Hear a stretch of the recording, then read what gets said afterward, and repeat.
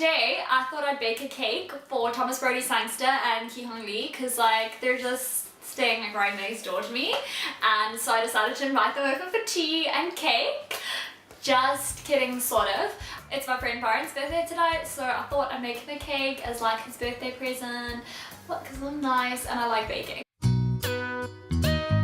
So I'm adapting a recipe from the Minimalist Baker. So let's get started. Okay, so the first thing you do is mix 1.5 cups of soy milk with 2 tablespoons of apple cider vinegar. Forward, it has to be on your neck. Like I also just feel like people aren't watching my videos for the recipes, like let's be honest. Like I don't have those like close-up aesthetic food shots, you know? Oh, it says 2 teaspoons and I just put in a tablespoon, but it's fine. So most recipes you do this, you leave it, and then you put it in like, anyway, you can just go ahead and do it in your main bowl because this is a 1 bowl recipe, anyway. I wrote the recipe down so that I don't have to like scroll. Once you have let your soy milk or like plant milk and apple cider vinegar like sit together for a little bit, you can then add your other wet ingredients. So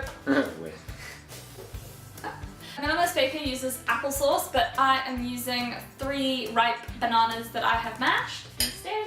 It should do the same thing. And then we add 2/3 cups of oil. She uses coconut oil. I'll just do this myself.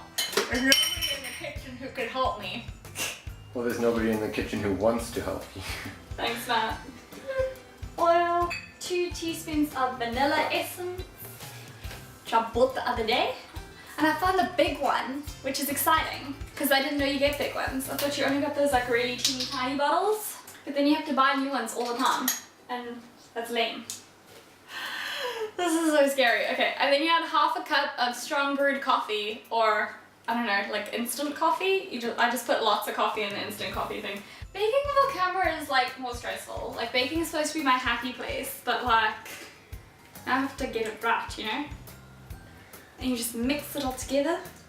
Hashtag your life is so hard. No, I know. No, I have the hardest life. I have none of the privileges. So, okay. Now you add the dry ingredients. 2 cups of flour. It calls for 2 cups and 2 tablespoons, which is weird, but I have made this recipe before and like it worked, so I'm not gonna complain. So there's the 2 cups, and now I'm just gonna add 1 tablespoon, another tablespoon. Okay, so then you add 1 1/3 cups of sugar, which I don't know if I have 1 1/3 cups in like one type of sugar, so I might have to like combine. So I used some brown sugar and now I'm just topping it up with coconut sugar because life.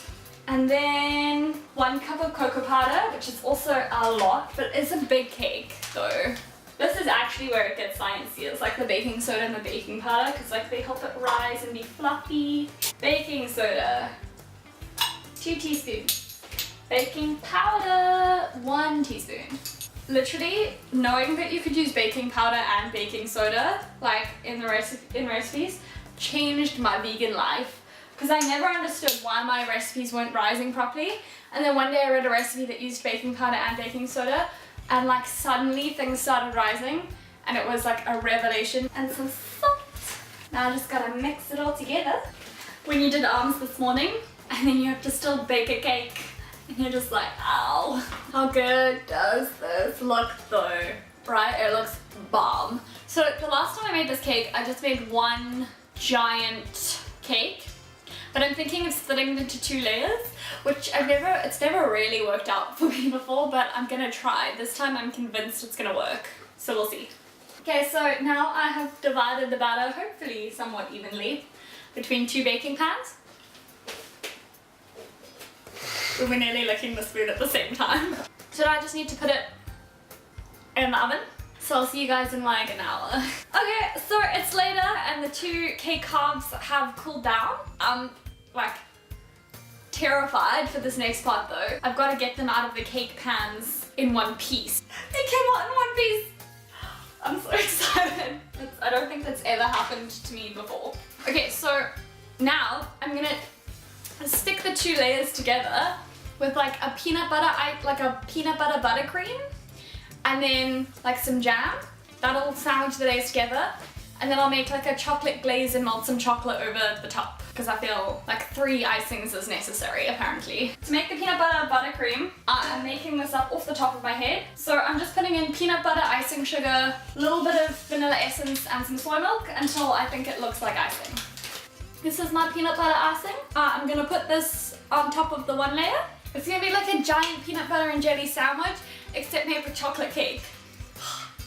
Cool, so this is the first layer with the peanut butter icing, and I'm gonna put a little bit of jam on, and then I'll put the other layer on top, and then it will be a sandwich.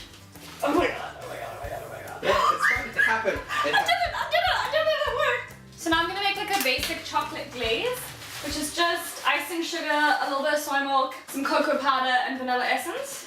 And then I'll just drizzle this on top of the cake. So this is the chocolate glaze thing.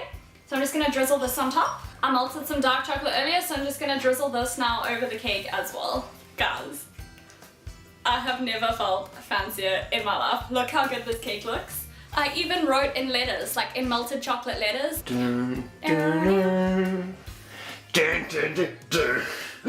It looks really cool. I'm really proud of me. I can't eat it now on camera for you because it's for a birthday, so I can only eat it then.